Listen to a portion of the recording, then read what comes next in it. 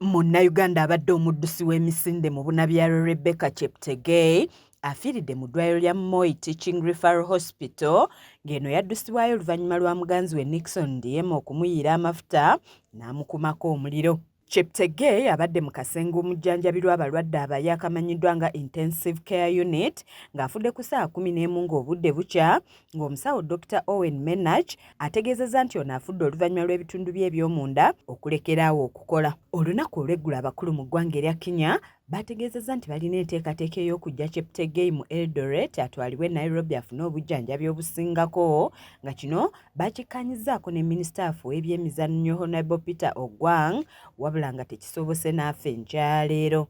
Ate ye munnayuganda omuddusi w'embiro empanvu Rebecca Cheptegei addusiddwa mu ddwaliro ng'ataawa nga muganzi we Nicholas Ndeima amuyiiridde amafuta n'amukumako omuliro oluvannyuma lw'okufuna obutakkaanya ng'enjege ebadde mu kitundu ekya Trans Nzoia ekiri mu ggwanga erya Kenya. Cheptegei ne muganzi we bombi bafunye ebisago eby'amaanyi ne baddusibwa mu ddwaliro erya Moi Teaching and Referral Hospital erisangibwa mu Eldoret nga bombi bateekeddwa mu kasenge k'abalwadde abayi okufuna obujjanjabi. Cheptegei omu ku baddusi abakiikirira Uganda mu mpaka za Olympics ezayindira mu kibuga Paris ekya Bufaransa gye buvuddeko ng'ono yavuganya mu misinde mu Bunabyalo era n'amalira mu kifo kya 4.